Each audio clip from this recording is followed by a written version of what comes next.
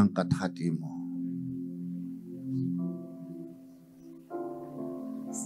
Diberkatilah Tuhan Yesus kami semua di pagi hari ini. Lewat firman kebenaran Tuhan, berkata-katalah Engkau di dalam setiap hati kami lepas pribadi.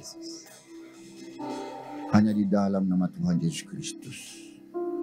Bagi kita yang sudah diurapi, diberkati Tuhan Yesus, mari sama-sama mengatakan amin. Silakan duduk saudara.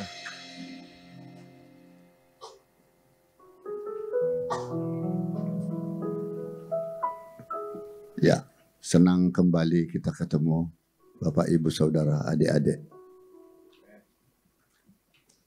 Ya, perjumpaan eksklusif dengan Allah ini perlu saya sampaikan kepada jemaat yang ada di sini. Mengingat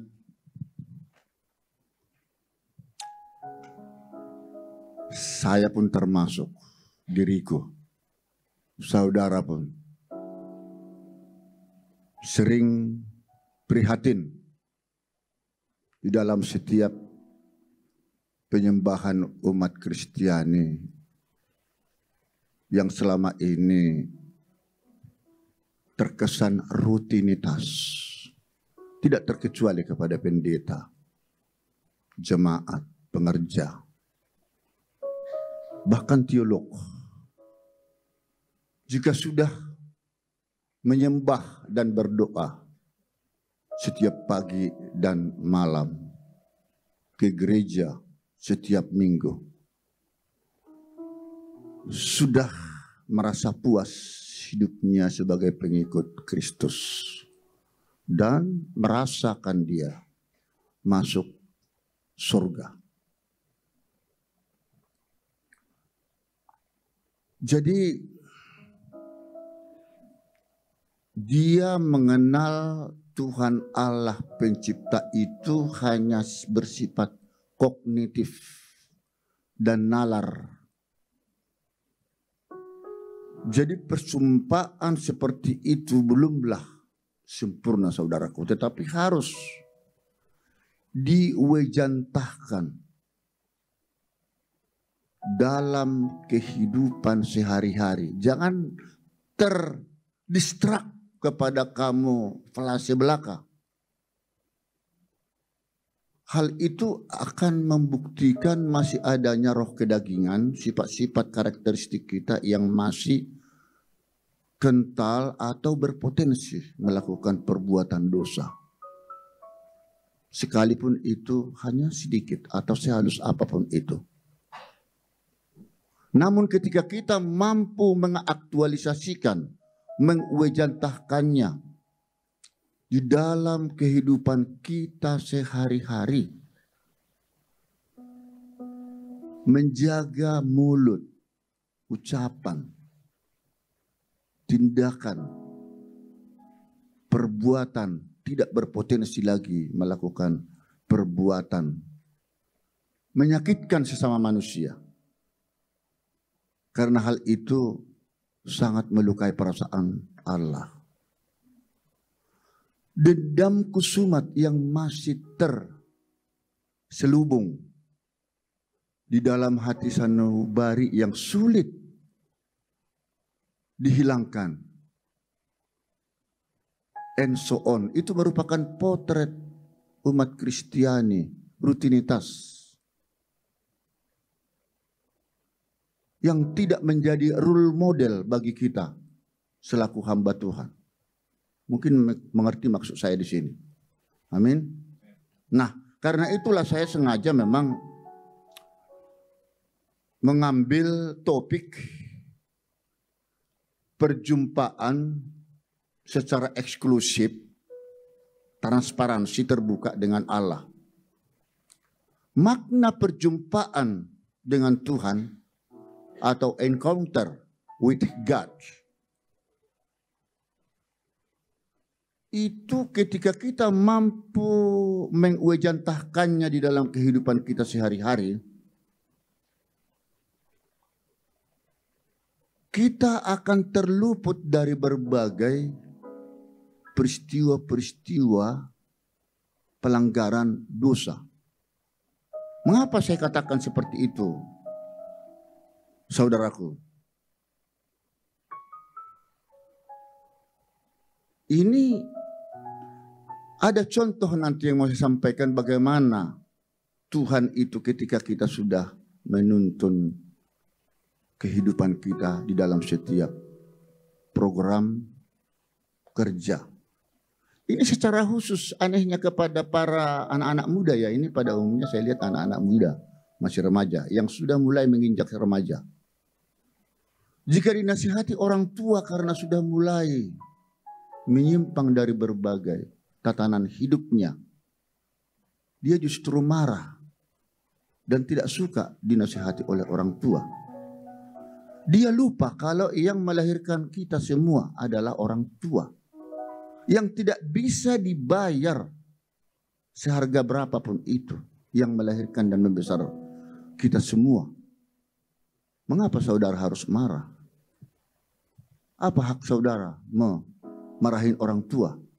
Kalau memang apa nasihat perintah orang tua, lakukan. Jangan bersungut-sungut.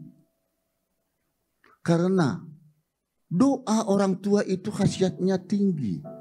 Itu nomor satu di bumi orang tuamu. Di surga ya, itu Allah Bapa di surga. Nah, tapi walaupun begitu kita orang tua harus tetap semangat dan bijak terus menasihati orang anak-anak kita. Amin. Ya, karena itu adalah sumber masa depan kita kelak. Nah, kemudian kembali lagi kepada bagaimana sih perjumpaan kita dengan Allah itu secara kusuk ya, kusuk secara pribadi. Dalam tahapan interaksi kita bersama Allah di sini, ketika kita sudah merasakan ada penyesalan hidup, kita kan bisa memperkarakan seluruh hidup kita kehadiratnya melalui satu sikap yang haru, tulus. Jika perlu menangis sejadi-jadinya, tapi ini nangisnya bukan buaya darat. Bukan buaya darat. Tetapi memang menyesali setiap perbuatan dia yang sudah dilakukan selama ini. Dan ketika dia benar-benar menghayati, menikmati curahan Roh Kudus hadir bersama dia, pasti dia akan merasakan satu jamahan Allah. Seolah dan sudah percaya akhirnya dia kalau dosanya sudah terampuni. Nah, ini memang sifatnya sangat rahasia ya, very secret. Ya, very secret dari Allah. Jadi jangan disia-siakanlah kesempatan ini. Mumpung Tuhan masih bisa ditemui. Karena untuk berjumpa dengan Allah itu sesungguhnya tidak sulit loh. Baik secara pribadi maupun secara terbuka. Asalkan kita serius dan tulus dan tidak pada saat sering melakukan perbuatan dosa. Kecuali ketika dia sudah selesai melakukan dosa dan itulah terakhir penyesalannya, Tuhan pasti akan hadir. Tapi sudah ada niat, saudara akan memuji dia dengan setulus segenap hatimu. Ini dicatat di dalam Yeremia 29 ayat 13. Yeremia 29:13. Ya. Apabila kamu mencari aku dan menanyakan aku dengan segenap hatimu. Nah itu kan. Maka kamu akan mendapat aku dan menemukan aku. Ini enak sekali firman ini. Tapi ada syarat yang menarik di sini. Harus tulus dan memiliki sikap. Ya, sikap dengan segenap hati. Bila perlu kita tambahkan di sini segenap jiwa. Kita tambahkan lagi segenap akal budi. Ya. Itu kalau saudara secara kusuk dia hadir. Allah itu kan roh. Allah itu roh. God is a spirit. Itu seperti diatur dalam Yohanes 4:24. Ya. Roh itu Allah. Dan dia sangat mengetahui isi hatimu, saudaraku. Apakah tulus atau tidak? Saudara jangan coba-coba bohong, memuji Tuhan. Dia tahu. Karena hanya dialah satu-satunya yang mengetahui, menyelidiki hati dan menguji batin. Tidak ada yang lain. Di pengadilan negara seperti yang sering saya katakan, boleh saja ada tukang penyelidik dan penyidik. Polisi dan jaksa. Boleh saudara berbohong di sana. Tapi kalau di sini tidak boleh. Tidak bisa. Dia sangat tahu dari ujung rambut kakimu. Ya, itu diatur dalam Yeremia. Yeremia 17 ayat 10. Ya.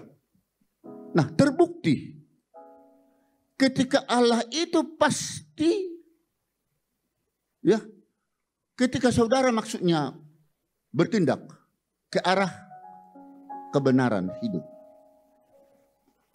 roh Allah itu pasti ikut menggerakkan hatimu supaya saudara jangan berbuat salah. Coba renung. Ini roh Tuhan yang menggerakkan saudara itu jadi melakukan tindakan benar. Tapi ketika saudara melakukan hal-hal yang salah, melenceng dari kebenaran, roh Allah itu tidak akan ikut campur. Dia hanya sedih melihat saudara dan saya. Ini tidak konsisten ini. Integritas moralnya tidak kuat. Mengecewakan saya, kata roh. Dan pasti saudara juga akan menyesal ketika saudara melakukan hal yang tidak benar tadi. Tapi sesal kemudian tidak berguna. Oh, saudara akan melakukan lagi. Mohon maaf kepada Tuhan, residivis. Kalau saya Tuhanmu, ini kamuflase. Omong kosong, mana bisa doa saudara dikabulkan. Haleluya. Beri kemuliaan kepada Tuhan. Aduh. Agar kita bisa terhindar dari berbagai nista dan dosa hingga malapetaka. Syaratnya di sini juga saya sampaikan, harus kita mampu menembus lubuk hati roh Allah itu melalui cinta kasihnya kepada saudara yang telah setia setiap saat bersama saudara. Sebab jika roh Allah itu telah, saya katakan tadi, tercurah mendiami hidup saudara, tak mungkin lagi saudara, ini kalau konsisten ya, kan saudara sudah menganggap roh berdiam di dalam kehidupan pribadi lepas pribadi. Apa masih mungkin saudara melakukan perbuatan dosa sekecil dan sehalus apapun itu, melukai sesama pun? Tak mungkin ada lagi. Kalau ada, bohong. Bohong saudaraku. Ini yang menjadi keprihatinan saya. Aduh. Jadi kalau kita masih memiliki skeptis dan apatis, terhadap suara roh Allah yang ada pada hidupmu, pastilah dalam hatimu akan timbul penyesalan tiada tara, saudaraku. Dan saudara akan terperosok ke jurang maut hingga mengalami berbagai masalah dan musibah yang tak terhindarkan lagi. Saya kembali akan memberikan contoh dalam hidupku di tahun 2019. Masih ingat jatuhnya pesawat terbang Lion Air waktu saya masih bertugas di Bangka Belitung. Hal ini perlu saya sampaikan kembali bagaimana tuntunan roh Tuhan membisikkan satu kata, jangan pergi Pak Binsar ke Jakarta. Yang biasanya selalu pulang ke Jakarta, apakah bertemu keluarga atau melayani di berbagai wilayah. Tapi saya introspeksi diri, ada apa rencana Tuhan di sini. Sementara teman-temanku yang lain, 2 orang satu majelis, dia tidak peka, tidak sensitif, tetap berangkat. Padahal perlu dicatat, saya harus rapat atau penting pembicaraan pertemuan dengan pimpinan Mahkamah Agung saat itu. Tapi itu tidak mau saya, lebih bagus saya mengambil sikap, saya stop, tidak berangkat. Apa yang terjadi saudaraku? Singkat kata, pesawat terbang satu-satunya Lion Air yang harus berangkat jam 6 pagi ke Bangka Belitung. Hanya itu pesawat untuk bisa kita masuk ke sana upacara bendera. Terjatuh di perairan Kerawang. Semuanya ludes, meninggal. Tidak satu pun yang terselamatkan atau hidup saat itu. Nah, apa konsekuensi daripada itu semua, saudara? Ini sebagai bukti nyata bahwa roh Allah itu dapat dirasakan, dinikmati. Ketika saudara seturut dengan roh Tuhan. Dan ini baru kita merasakan setelah ada satu pengalaman dan perjumpaan dengan Tuhan itu. Itu merupakan pengalamanku. Saudara pun saya kira sering mengalami hal seperti itu. Ada yang mengikuti irama suara hati roh Tuhan itu. Tapi ada yang nggak apa-apa itu. Hati-hati saudaraku. Ini pengalaman, ini tidak bisa dimain-mainkan. Jadi karenanya sensitivitas dan kepekaan dalam roh Tuhan itu jangan pernah dianggap sepele, ya. Jika ada kegelisahan dalam hidupmu, jangan paksakan kehendakmu, tetapi kehendak Tuhan yang jadi. Haleluya. Beri kemuliaan kepada Tuhan Yesus. Namun sekarang menjadi pertanyaan krusial saudaraku. Ada yang menarik dari kasus itu. Apakah mereka yang telah meninggal ludes dead semua? Karena tidak disukai Allah. Atau dibenci Allah. Nah, ini jawabannya yang menarik. Karena di dalam penghakiman terakhir pastikan tiba nanti. Kita selaku manusia suka atau tidak suka pasti lewat. Pasti meninggal. Oke? Ini persoalannya bukan soal mati dan atau hidup. Namun yang menjadi problem solving ya. Apakah selama hidup dia yang di pesawat itu termasuk kita telah berbuat yang terbaik dan sempat diampuni dosanya oleh Tuhan Allah. Kalau memang belum sempat terampuni dosanya dan belum sempat bertobat, sesuai catatan Tuhan Yesus terhadap track record kepribadian kita lepas pribadi. Karena Tuhan itu memiliki kitab kehidupan saudara dan saya. Kitab kehidupan manusia. Itu dia pegang sejak saudara mengerti akan kebaikan dan yang salah. Sampai sekarang ini dicatat hari-harimu, hari-hari kita semua. Nah, jika itu ya dosamu sudah terampuni sebelumnya, maka secara mutatis mutandis otomatis hidup saudara terselamatkan. Hidup di kerajaan surga kelak. Itu mereka-mereka yang sudah jatuh tadi, kalau memang orangnya sudah sempat bertobat sebelum tragedi berdarah itu, ya selamat dia di kerajaan surga. Sebaliknya, apabila tidak sempat dia melakukan pertobatan dari segala dosa, otomatis secara mutatis mutandis tidak tercatat nama dia di dalam buku kitab kehidupan Tuhan. Ini dicatat di dalam Wahyu 20 ayat 15. Ya, coba baca di situ kan. Setiap orang yang tidak ditemukan namanya tertulis di dalam kitab kehidupan Tuhan akan dilemparkan ke dalam lautan api. Itu berarti dia tidak akan terselamatkan. Inilah kematian yang kekal dan kematian yang kedua baginya. Terputus hubungan kausalitas dia dengan Tuhan Allah. Amin. Beri kemuliaan kepada Tuhan Yesus. Karena itulah tertarik saya dengan lagu ini.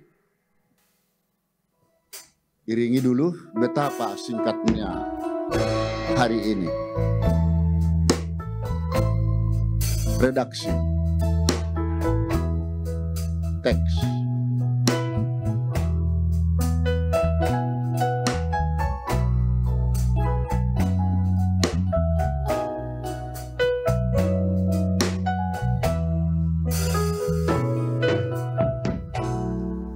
Betapa singkatnya hari, umur manusia bagai hembusan uap, sekejap kan lenyap. Hanya 70 tahun, demikian firman-Mu. Dalam detak waktu semua berlalu dengan buru-buru. Sesungguhnya dari debu kembali kepada debu. Amin. Setiap insan berpulang masuk ke abadian. Tiada seorang pun tahu saat hadir kehidupan. Tuhan, ajarku menghitung sisa masa hidupku. Musik.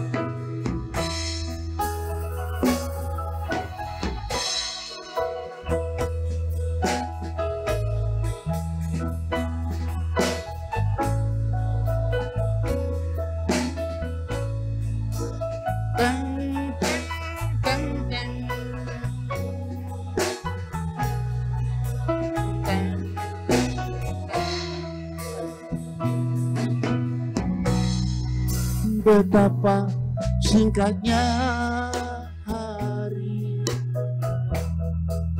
umur manusia bagai hembusan uap, sekejap kan lenyap. Hanya 70 tahun, demikian firman-Mu. Dalam detak waktu semua berlalu dengan buru-buru. Mari sama-sama kita. Sesungguhnya dari debu kembali kepada debu. Amin. Setiap insan berpulang masuk ke abadian.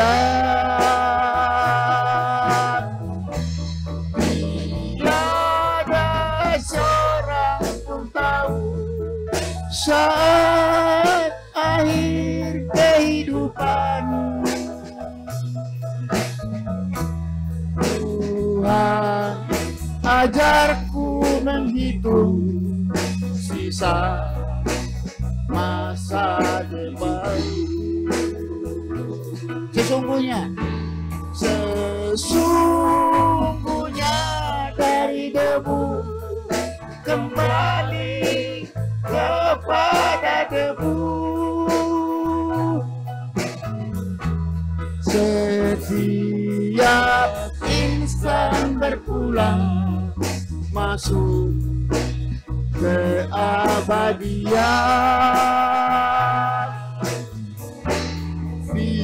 Tiada seorang pun tahu saat akhir kehidupan. Haleluya. Tuhan, ajarku menghitung sisa masa hidupku. Tuhan, ajarku menghitung. Tuhan, ajarku menghitung sisa masa hidupku. Haleluya. Beri kemuliaan kepada Tuhan Yesus. Oh, haleluya. Ya, karena itulah selama masih diberikan Tuhan kesehatan dan kehidupan kepada kita semua, saudaraku, jangan pernah menyerah untuk hidup meraih cita-cita baik di bumi maupun di sorga. Mengapa kita harus berjuang sedemikian rupa di bumi ini? Karena Tuhan Allah itu sangat membenci orang-orang pemalas. Ingat itu. Kemudian mengapa kita perlu berjuang masuk surga? Karena misi Tuhan Yesus, tidak seorang pun ingin di antara kita umatnya binasa. Tetapi bagaimana supaya hidup kekal bersama Dia di surga. Bayangkan misalnya saya pun tak pernah lelah, tetap berjuang sampai kapanpun. Barangkali ada yang sudah tahu, sekarang saya mengikuti kembali ujian seleksi calon hakim agung. Sudah ketiga kali, saudaraku. Ini mau keempat. Siapa tahu ini yang terakhir. Kita tetap coba. Kalau tidak pernah mencoba, kapan berhasilnya, saudara? Lebih bagus gagal daripada tidak pernah mencoba. Apabila sudah mencoba, sudah tak berhasil juga, lalu itulah yang dinamakan kesuksesan yang tertunda. Syukuri apa yang ada. Amin. Apakah ada di antara kita seperti ini, semangat dan semangat? Ini niat, nanti coba lihat. Ini sudah tahap mau keempat, ya, wawancara di Komisi Judisial. Sekali lagi, dua tahap lagi, sampai setelah itu ke DPR. Ini harus terus dilakukan, ya. Nah, tadi sudah saya katakan, indah pada waktunya ketika kita sudah melakukan berbagai semua itu. Saya saking seriusnya menunggu sekarang jawaban Tuhan. Bukan saya mendahului apa rencana Tuhan. Tapi saya tunggu kepercayaan itu. Apakah memang benar sungguh keyakinan dan semangat juang kerja saya yang selama ini menjadi berkat buat bangsa dan negara, khususnya dalam penegakan hukum ini oleh Tuhan Yesus. Itu mari kita saksikan nanti di dalam ujian-ujian saya selanjutnya apa yang terjadi. Amin. Nah, karena apa saya begitu yakin saudaraku? Memang ada syarat di sini. Satu hal, kasih Allah itu tadi sesuai ketulusan dengan apa? Dengan segenap hati, lalu segenap jiwa dan segenap akal budi. Ini diatur dalam Matius 22. Lihat saudaraku, ayat 37. Matius 22. Ini tidak main-main. Karena kita telah mendahulukan kerajaan Allah dan kebenarannya, kan begitu. Maka tanpa saudara minta pun, saudara panjang umur, sehat, karir, jabatan, itu otomatis secara mutatis mutandis itu adalah kewajiban saudara untuk memuliakan, memuji Tuhan. Amin. Hak saudara, tak perlu diragukan lagi, itu milikmu. Soal belum, tunggu dulu. Saudara tidak perlu buru-buru memaksa Tuhan. Itu hak prerogatif daripada Tuhan Allah. Karena apa? Tuhan Allah sekarang akhirnya sudah menjadi mencintai engkau. Love you. I love you. Berikan kemuliaan kepada Tuhan Yesus. Haleluya. Tapi yang menjadi pertanyaan, ini masih ada pertanyaan walaupun begitu angin surganya, Tuhan itu akan memberikan hadiah yang luar biasa kepada kita. Ini yang harus kita kikis, pertanyaan krusial ini. Kebanyakan umat Kristiani sekarang ini begitu sulit percaya kepada Allah terkait dengan masa depannya, termasuk masalah kita berupaya dan berupaya tak mau karena toh gagal, ngapain, kan itu. Nah, anehnya selalu mengatakan aku percaya Tuhanku ajaib. Ini ngomong, dinalar aja secara kognitif saja. Tapi kenyataan tidak seperti iman Abraham yang rela mengorbankan anaknya Ishak kepada Allah. Ternyata Allah cuma menguji sampai sejauh mana kualitas daripada Abraham itu. Nah, sekarang bagaimana dengan iman kita? Ayo, sejauh mana kepercayaan kita dalam hidup ini tidak punya semangat tinggi? Sakit pun asal demi Tuhan, tidak apa-apa. Lah, ini saya kan sudah mulai kurus ini kan, langsing, tidak apa-apa, tetapi sehat nih. Amin, sehat. Ya ini tepuk tangan dulu. Kau udah punya suami? Belum. Nah, percayakan sampai umur berapa tahun pun pasti ada. Yang penting Tuhan satukan. Ya. Nah, ini memang diatur dalam Lukas 18 ayat 8. Coba lihat. Tuhan ternyata masih prihatin dengan iman kita. Ya. Masih prihatin, masih curiga.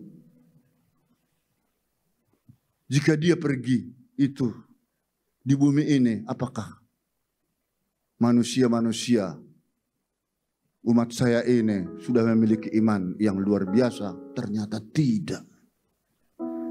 Nah, sekarang Tuhan sedang melakukan monitoring evaluasi. Monitoring evaluasi terhadap sejauh mana kebesaran iman kita. Apakah memang kita bisa begitu yakin apapun yang terjadi? Seperti saya ini, setidaknya saya sudah melakukannya loh. Makanya saya bisa berbicara kepada saudara, tapi saya tidak bisa mungkin seperti iman Abraham. Tapi setidaknya kita melakukan proses ya, terus menuju ke arah kesempurnaan. Namun sekarang saya tanya, percaya hidupmu akan diselamatkan Tuhan dari berbagai hal? Percaya kan? Berapa persen? Ini persoalannya. Kalaupun saudara mengatakan 100%, hai, kalau itu benar, woi, puji Tuhan. Tapi kalau itu tidak benar, ini yang menjadi celakanya. Jadi harus stagnan. Oke? Amin? Beri kemuliaan kepada Tuhan Yesus. Nah, sebaliknya kita orang yang berdosa ini, kita jika mengatakan saya orang berdosa, Tuhan, tak mungkin saya diampuni lagi. Karena dosaku sudah terlalu banyak. Itu juga mindset yang sesat. Bukan salah lagi, sesat. Karena Tuhan Yesus itu datang ke bumi ini untuk mencari yang hilang, orang-orang berdosa supaya bertobat. Yang benar tetap benar. Ini diatur dalam Lukas 5 ayat 32. Lukas 5 ayat 32. Begitu persoalannya. Yang menjadi persoalan yang serius bagi kita sekarang adalah, apakah saudara mau berubah? Sekarang kesempatan dalam firman Tuhan ini, saudara harus berubah dan dipulihkan dalam nama Yesus. Amin. Angkat kalau begitu hatimu sekarang. Angkat hati dan pikiranmu. Oh, haleluya. Secara tulus saudara sekarang. Mari, panggil Roh Kudus. Panggil Roh Kudus untuk menjamah hati sanubari saudara yang terluka, yang tersakiti, bahwa saudara mampu untuk menghilangkan itu semua. Di dalam nama kuasa Roh Kudus pasti dipulihkan. Haleluya. Beri kemuliaan kepada Tuhan Yesus. Karena itu saudaraku, Tuhan Yesus sangat tahu sekarang siapakah di antara kita yang akan masuk ke surga. Hanya Dia yang tahu. Karena yang mulia tersebutlah sebagai perintis jalan. Ya kan? Kebenaran dan hidup untuk masuk surga. Itu diatur dalam Yohanes 14 ayat 6. Namun tetap sangat disesalkan, kita semua sangat tahu dan memahami ketentuan ayat tadi. Tapi kita tidak konsisten melakukan prinsip-prinsip jalan yang diamanatkan oleh Yesus ini. Mengapa begitu? Mengapa? Itu tidak perlu dihafal. Tetapi perlu dijalani. Bahwa jalan satu-satunya yang benar itu adalah jalan lurus, jangan bengkok, jangan kesana kemari. Pikirannya walaupun tidak ada orang melihat, masih mata kesana kemari. Karena dikatakan di sana adalah karena untuk masuk akhirnya ke surga itu haruslah orang-orang yang kudus, tidak bercacat, tidak bercela, seperti diatur dalam 1 Petrus ayat 1:16. Ya kan? Yesus itu adalah kudus. Janji Tuhan ini sangat luar biasa, saudaraku. Asal kita kudus, the promise of the Lord Jesus is extraordinary. Ini dijamin masuk surga, saudara. Ada garansi, ya. Asalkan kita kudus. Karena itulah pastikan saudara hubungannya dengan perjumpaan dengan Tuhan kita secara eksklusif dengan Allah, karena tantangan cobaan kita pun akan terus semakin banyak. Karena itu pastikan kedekatan saudara kita semua dengan Tuhan Allah, agar kita bisa terhindar dari berbagai malapetaka hidup. Bahkan sekalipun ada berbagai cobaan yang menghimpit kehidupan kita, kita akan mampu menghadapinya karena kita percaya 100% tidak mungkin ya tidak diberikan Tuhan yang terbaik buat masa depan kehidupan kita. Karena itu matikan semua hidupmu yang sudah salah itu, ya. Tetapi sekarang mari kita masuk ke hidup baru seperti lagu referen singkat. Lagu referen singkat ini yang kau ingini. Ku telah mati dan tinggalkan cara hidupku yang lama. Semuanya sia-sia dan tak berarti lagi. Hidup ini ku letakkan pada mesbah-Mu ya Tuhan. Jadilah padaku seperti yang Kau ingini. Jadilah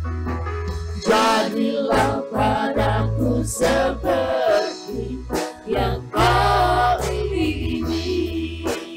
Haleluya, mari kita berdiri. Jadilah padaku seperti yang Kau ingini.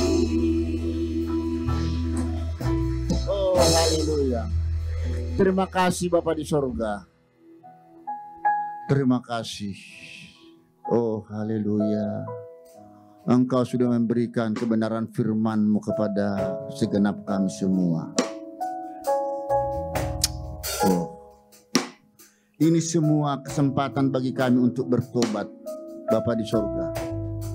Kami bisa melakukan itu ketika kami mendapat urapan Roh Kudus.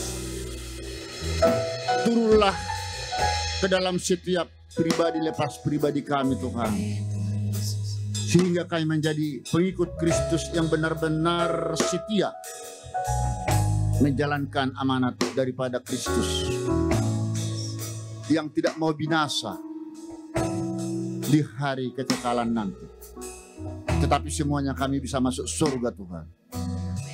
Terimalah Tuhan doa permohonan kami ini seluruhnya, jemaat, gembala sidang jemaat, dan seluruh sivitas warga GBI MMTC ini diurapi, diberkati Tuhan Yesus.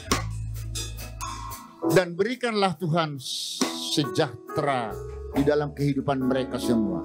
Oh, terima kasih di dalam nama Tuhan Yesus Kristus. Bagi kita yang sudah diurapi, diberkati Tuhan Yesus, mari sama-sama katakan amin. Haleluya.